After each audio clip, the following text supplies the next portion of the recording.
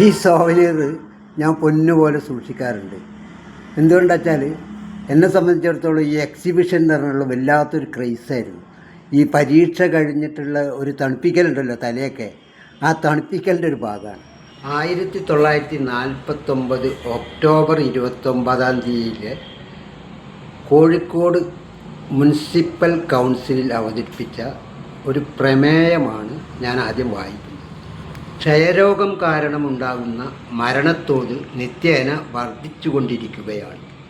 ഈ വിപത്തിനെ നേരിടാൻ മലബാറിൽ ഒരു TB സാനിറ്റോറിയം അടിയന്തരമായ ഒരാവശ്യമാണെന്ന് ഈ കൗൺസിൽ അഭിപ്രായപ്പെടുന്നു.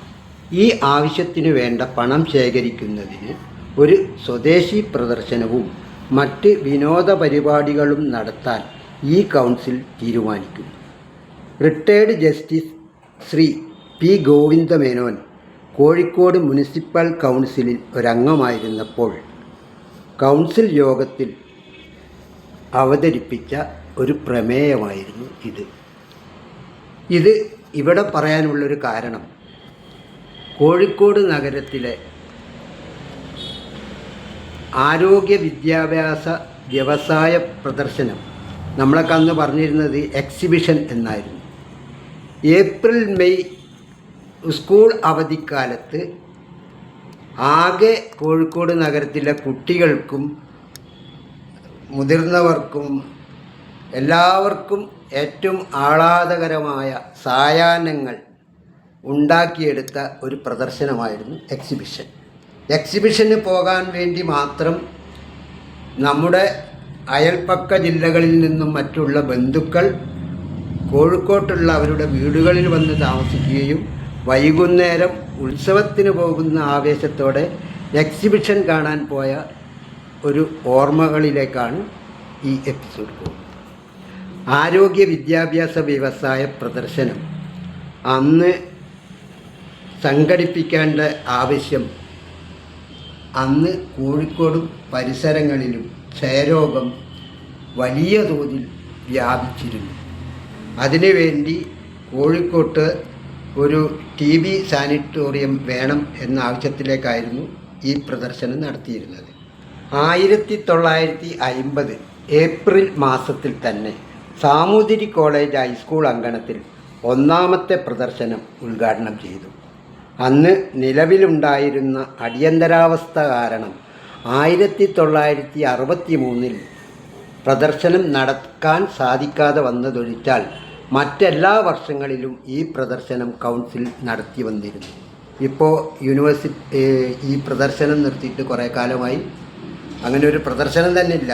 എല്ലാം വേറെ ഓരോ രീതിയിലുള്ള കടപ്പുറത്തൊക്കെ മത്സരങ്ങളൊക്കെ നടത്തുന്നുണ്ടെങ്കിലും ആ ഒരു എന്താ പറയുക, ഈ വിനോദ പരിപാടികളുടെ ഒരു ഭയങ്കര രസം, പിന്നെ ആളുകൾ ഒരുമിച്ച് ഓരോ സ്റ്റാളിലും കയറി സാധനങ്ങൾ, വള, മാല, ചെയിന്, കൺമഷി മുതൽ കർപ്പൂരം വരെ എന്നൊക്കെ പറയാറില്ല, അതുപോലെ എല്ലാ സാധനങ്ങളും കിട്ടുക.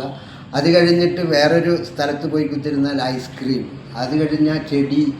അന്നൊക്കെ പൂന്തോട്ടം വെച്ച് പിടിപ്പിക്കുന്ന വീടുകളിലേക്കുള്ള ഒരുവിധം എല്ലാ ഈ വൃക്ഷലതാദികളും സസ്യങ്ങളുമൊക്കെ വാങ്ങിയിരുന്നത് എക്സിബിഷന് പോയിട്ടാണ്.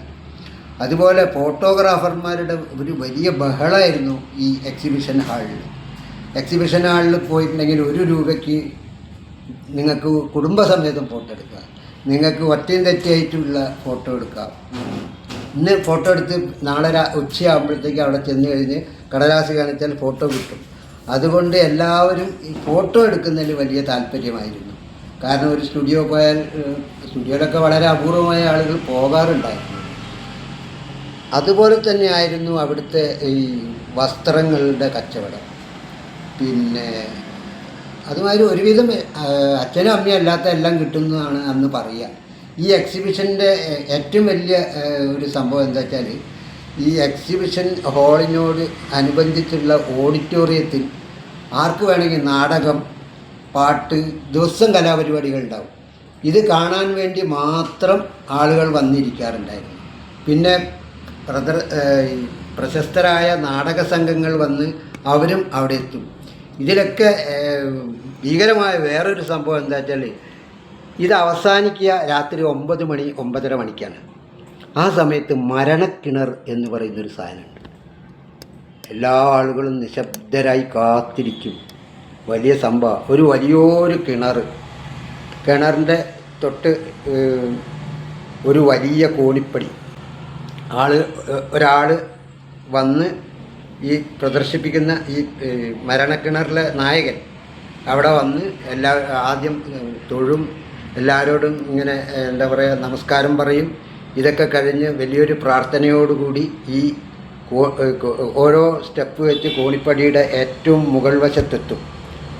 മുകൾ വശത്ത് നിന്ന് താഴെയുള്ള ഈ കിണറിലേക്ക് ഇയാൾ ചാടുന്നതാണ് സംഭവം.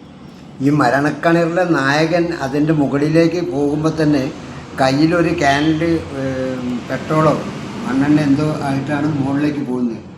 മുകളിലെത്തിക്കഴിഞ്ഞ് എല്ലാവർക്കും ഒരിക്കൽ കൂടി കൈകൊണ്ട് ഇങ്ങനെ ഒരു ആംഗ്യമൊക്കെ കാണിച്ച് വിഷ് ചെയ്ത് ശേഷം ഈ മണ്ണെണ്ണ ദേഹത്തേക്ക് കംപ്ലീറ്റ് ഒഴിക്കും. അത് കഴിഞ്ഞ് കുറച്ച് ഈ താഴത്തെ കിണറിലേക്ക് ഒഴിക്കും. അത് കഴിഞ്ഞ് ഒരു തീപ്പെട്ടിക്കൊള്ളിങ്ങനെ ദേഹത്തോട് വെക്കലും. ഇതൊരാളലാണ്.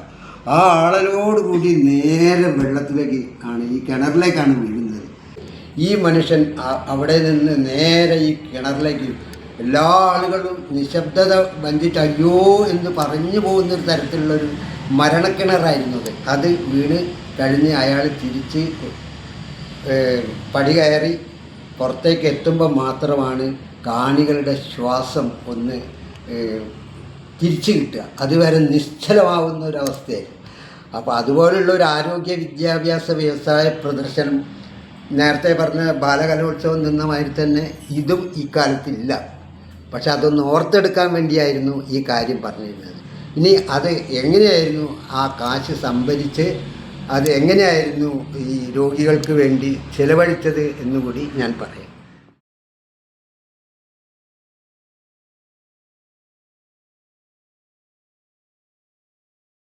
1971 സോവനീറിലെ ചിത്രങ്ങളാണ് ബാക്കി ചേർക്കുന്നത്. അന്നത്തെ മേയറായിരുന്ന നമ്മുടെ PT മധുസൂദനക്കുറുപ്പ്, പിന്നെ പ്രദർശന കമ്മിറ്റി, കൗൺസിൽ അംഗങ്ങളുടെ ചിത്രം, പിന്നെ TJ Krishnaiyer, CJ Robin, N Chandrasekhara Kurup, KN Narayana Nair, PM Aboobacker, P Kumaran, Avarankoya തുടങ്ങിയ പ്രഗത്ഭരായ ആളുകളുടെ ചിത്രങ്ങളും കൂടി ഇതിൽ ഉൾപ്പെടുത്തിയിട്ടുണ്ട്. ഈ ആരോഗ്യ വിദ്യാഭ്യാസ വ്യവസായ പ്രദർശനത്തിൻ്റെ ഭാഗമായിട്ട് അന്ന് ഒരു സോവനീർ പുറത്തിറക്കുന്ന ഒരു ഏർപ്പാടുണ്ടായിരുന്നു. അക്കാലത്തെ ഒരു സോവനീറിൽ നിന്നാണ് ഞാൻ ഈ കാര്യങ്ങൾ പറയുന്നത്. അന്ന് പ്രദർശനം മെച്ചപ്പെടുത്തുവാൻ എന്ന് പറഞ്ഞിട്ട് KP കേശവമേനോൻ വരെ ലേഖനം എഴുതിയിട്ടുണ്ട്. അതിങ്ങനെയായിരുന്നു. KP കേശവൻ മാത്രമല്ല പലരും എഴുതിയിട്ടുണ്ട്. കോടിപ്പുറത്ത് മാധവ മേനോൻ, പിന്നെ ബാലാമണിയമ്മയുടെ കവിത,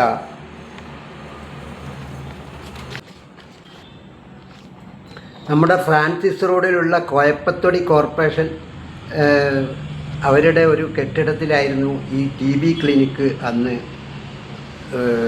നടത്തി പോന്നിരുന്നത്. അതിൻ്റെ ഒരു പടമാണ്.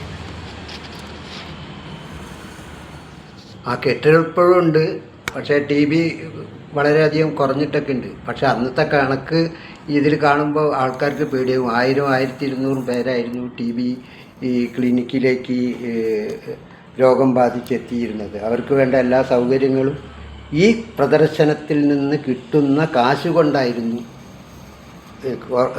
കോർപ്പറേഷൻ കൗൺസിലല്ല, അന്ന് മുനിസിപ്പൽ കൗൺസിൽ നേരിട്ടിരുന്നത്. കുറേ കാലം ഈ പ്രദർശനം ഉണ്ടായിരുന്നു. അതൊരു ഉത്സവമായിരുന്നു. ഇപ്പോൾ ആ ഉത്സവം നിന്നിട്ടുണ്ട്. ഇനി ഇതുപോലെ തന്നെ ഒരു മാമാങ്കമായിരുന്നു സേഠ് നാഗജി അമർ സിംഗ് മെമ്മോറിയൽ ഫുട്ബോൾ. അതിൻ്റെ കഥ നാളെ പറയാം.